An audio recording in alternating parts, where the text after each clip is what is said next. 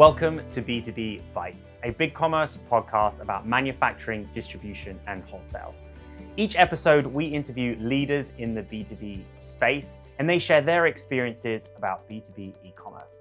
Today, I am incredibly excited to be joined by Cassandra Cross, VP of Partnerships at Cronix, an agency. She also runs a fantastic Women in Leadership podcast, which we'll be talking about today. Welcome to the show, Cassandra. Hi, Lance. Great to be with you. Great to have you on. Could you tell us a little bit about your background and actually how you got into B2B e-commerce?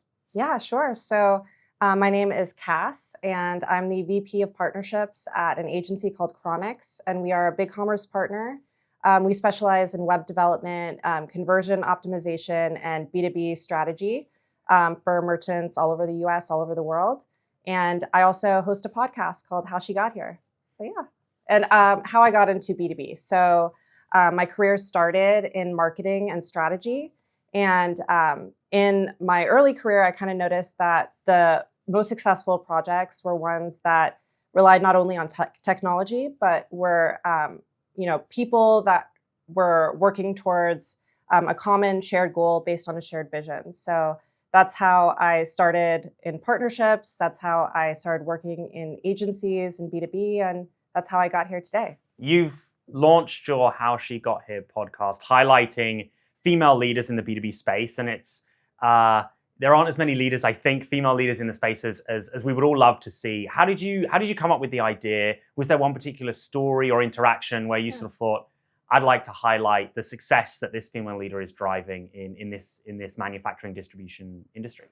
Yeah, I would say I was inspired by going to conferences, particularly one B2B conference a couple years back, when I looked around me in the room and I noticed that women were severely underrepresented, not only among the attendees of the conference, but also among the keynote speaker, the panels, the leadership discussions that were taking place in the day.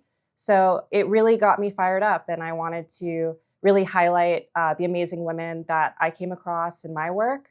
That are leading companies, that are really, innovating in their industries.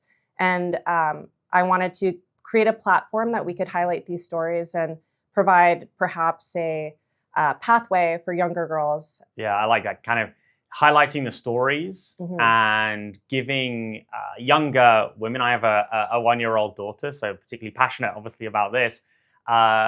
Female leaders that they can emulate, stories that they can emulate. Are there particular brands or leaders that you've worked with that kind of inspired you? I know we've worked on a couple together, but are there particular leaders out there that for you really kind of highlight the success that female leaders are driving in this B2B space? Absolutely. I mean, so many brands come to mind for me, but two that really stand out would be InHaven and Chamfer. So InHaven is a company that is founded and led by Ashley Ching, who's the CEO. And InHaven is really disrupting the vacation property rental space and redefining quality standards, setting a really high bar for,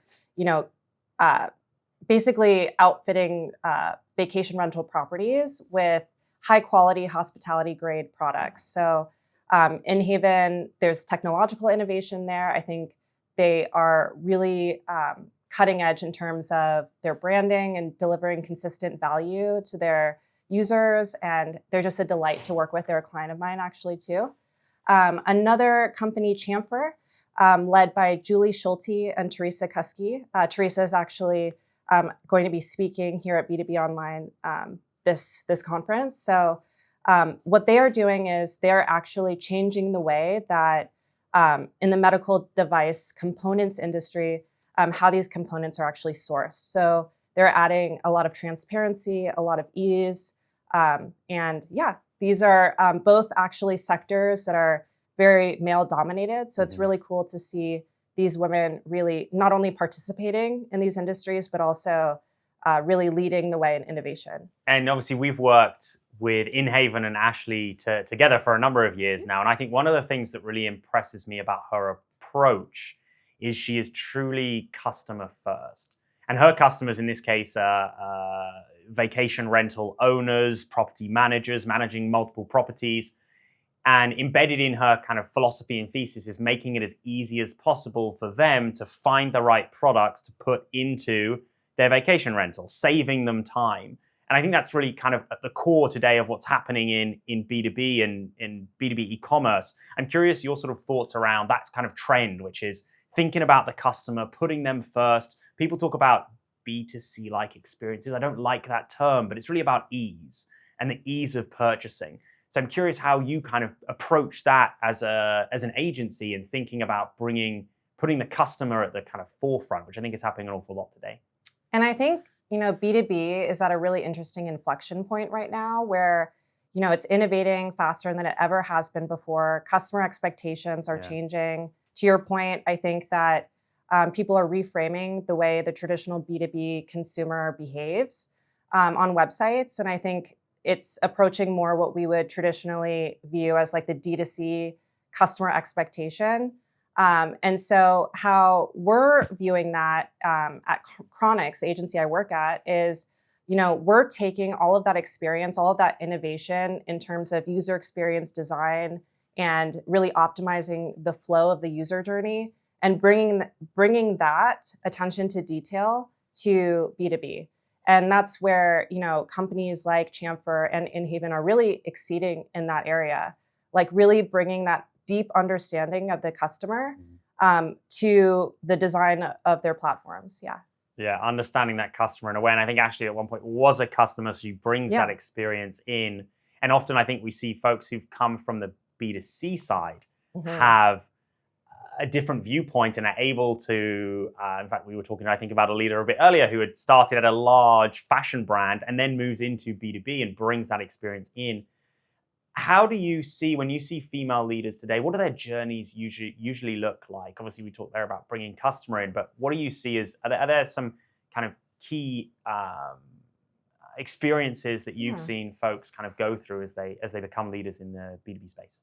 What's really cool, and I see this in my podcast interviewing so many female leaders, is there are so many backgrounds and so many different personality types. So I don't want to paint with too broad of a brushstroke, but I will say that women tend to be highly collaborative in the way that they lead organizations and how they behave as leaders. And I think that that spirit of collaboration is seen in how they communicate and work with their customers, their partners, their suppliers. Just every aspect of their business is very collaborative as opposed to being like really hierarchical structure. And so I think what that leads to is businesses that have a really high level of resilience. And so I think that is something that's pretty unique and what I see as a common thread among female leaders. I like that. And I think resilience is a skill set and attribute that right now is needed more 100%. More so than ever, given everything that's going on in the... And flexibility, actually, I would say. Yeah. Female leaders tend to be really flexible and adaptable, and they just make it happen. Yeah, and right now I think that's incredibly important. We're filming late April, and who knows what's happening next in the world of tariffs and what our distributors and manufacturers are going to have to deal with. I'd love to hear a bit about kind of your story and what led you to start your podcast. What drove you to do it? I know you wanted to elevate the stories of female leaders, but who was that kind of first person that came on?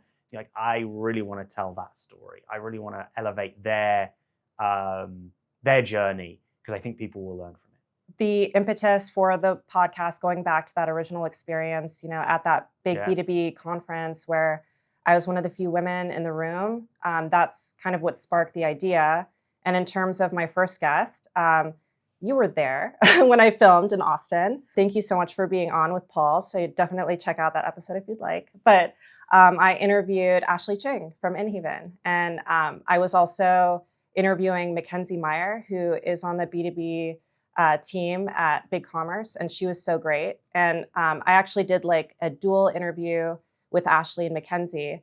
And it was so cool because you had two women that are really leading the way in their fields. Ashley from a merchant perspective, growing and building InHaven, and then Mackenzie on the B2B side, working with the team that has created the tools that is so critical for Inhaven and Ashley to be successful. And I was able to kind of ask questions to both women who had actually pretty different backgrounds. Ashley came from Tiffany's and a consulting background. Mackenzie had more of a, learn by doing, and she had a brand with her mom. So it was just a really fun illustration of ways that women can be successful, and two women specifically who are leaders in their fields that, work together. Yeah, that was great fun, actually. It was very, very hot day in Austin. I think it was August. In Europe, I think it was something like 40 degrees Celsius. I don't know what that is, 110 Fahrenheit. We were sweating. But then when we got into that little podcast booth, that was a lot of fun. And as you said, Mackenzie, who actually is on our B2B product management team and has done some fantastic work, as you say, enabling businesses like Inhaven to be successful, started with her own business where she was selling children's toys and clothes to parents directly. She has first-hand experience, and then came onto the software side, which is a really interesting sort of journey for her. What's coming next? Who's next on your podcast? What are you looking to kind of? Emily, we're here at B2B Online. I'm sure you've got some exciting stories to tell as well. Yes, it's a great conference with lots of leaders here. So what's exciting you about what's coming next on there? I am so excited for how she got here in my podcast. We're going to be doing a series on women in B2B. And this series was specifically inspired by my attending Pack Expo, which is a conference here in Chicago. I think it happens every 4 years. One of the biggest machinery conferences in the world, actually. And so I attended the conference, and honestly, there were so few women in the conference. And to the credit of PMMI, who runs Pack Expo, they have a lot of efforts in order to, increase the visibility of women that are in the industry and create spaces where women can network and come together. They have this women's breakfast, which I attended, which was awesome. But it really put into stark, it was very obvious to me that particularly within B2B, I think women are really underrepresented, especially in leadership positions, especially in these heavy industrial industries. And so I really wanted to highlight the women that I've had the opportunity to meet since coming to Chicago and going to Pack Expo and conferences like it. And so I'm actually going to be interviewing Deirdre Peters from Boston Scientific, who's going to be delivering the keynote here at B2B Online tomorrow, actually. So we'll be going to a studio here in Chicago, and I'll be interviewing her. And I'm really excited for people to listen in. And she's just one of the guests in the series. I won't mention any others, but I'm sure there's lots teed up. I can't wait for that. That's going to be a great episode. Obviously, Boston Scientific, a fantastic company that most people in this space will have heard of, and it's amazing to be highlighting a leader there. Everyone in the industry talks about the aging out and the influx of sort of millennials and Gen Zs into this B2B space who expect a different experience. And we sort of spoke about that.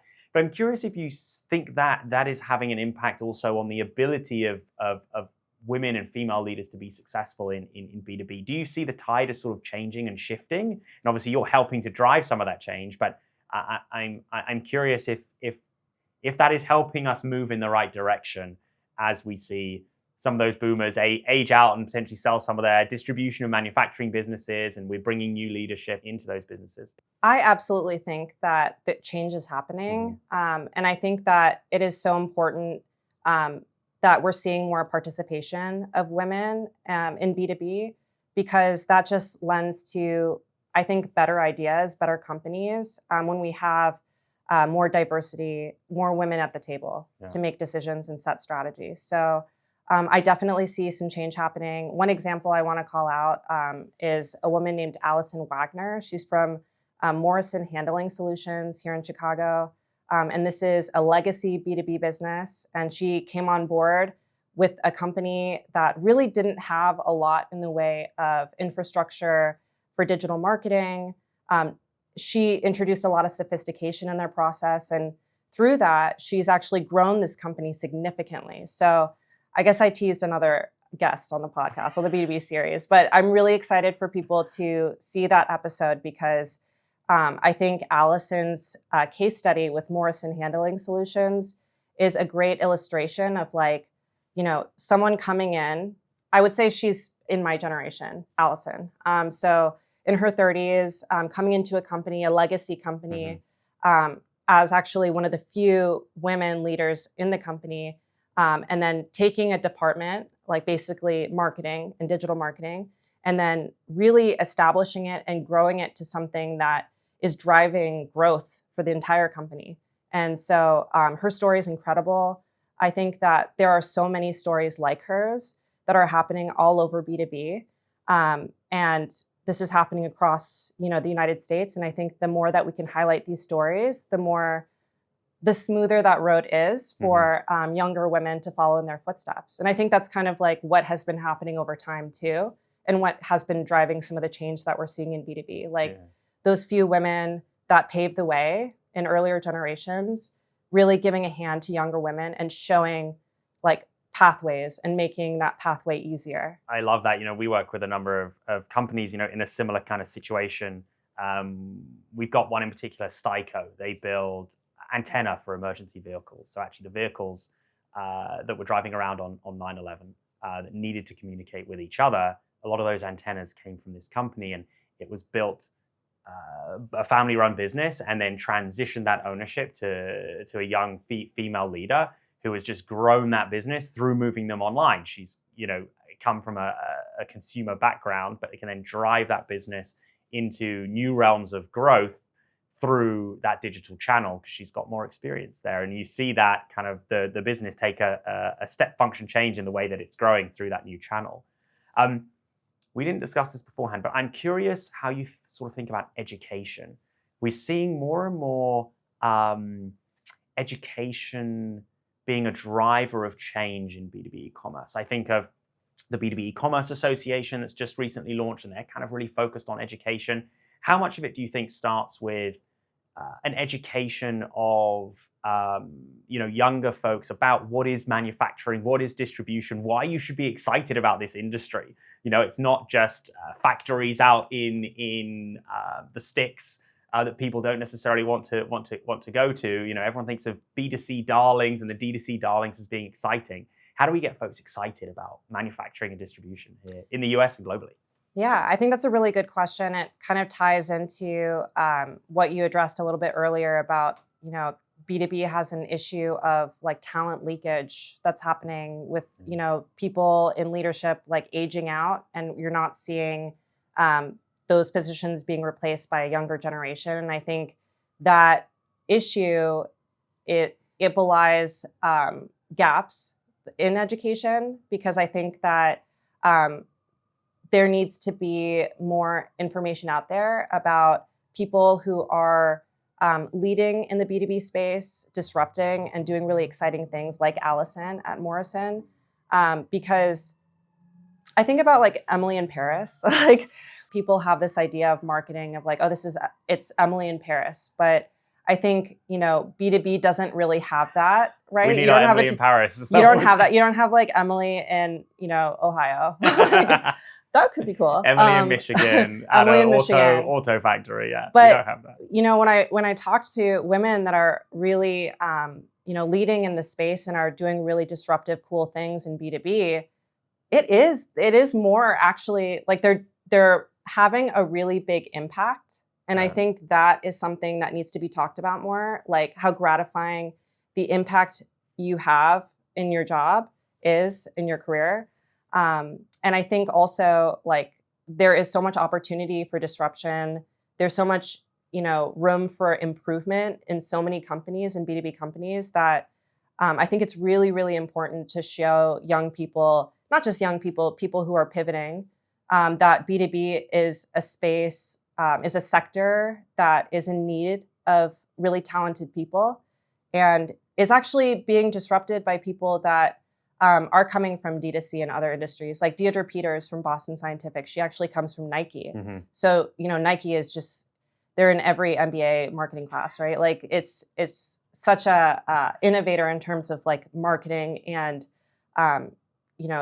narrative, setting a narrative for the consumer. So she brings that sentiment to her role at Boston Scientific. And Ashley at Inhaven, like her background is Tiffany's. Like, so she brings that sense of standards set for the consumer and communicating quality and telling a story with your digital marketing. She brings that to Inhaven.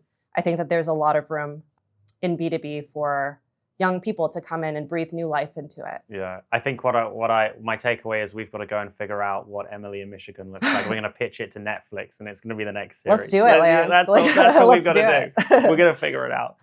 Cass, this was such a fantastic discussion. Thank you so much for joining me on B2B Bites. For those that obviously want to connect with you and want to connect to the podcast, how she got here, and then your new Leaders in B2B series, how can they go about that? Yeah, so my podcast streams on Spotify and YouTube. Just search How She Got Here. And if you are a woman in B2B, or if you know women that are incredible in e-commerce or in tech, please reach out to me. I would love to have a conversation with them. Follow us on socials. I've got an Instagram account, a TikTok account as well. I've got a few hundred high school and college girls that follow me. So it's really great. Yeah, I hope you check it out. Fantastic. Well, Cass, thank you so much for joining us on B2B Bites today.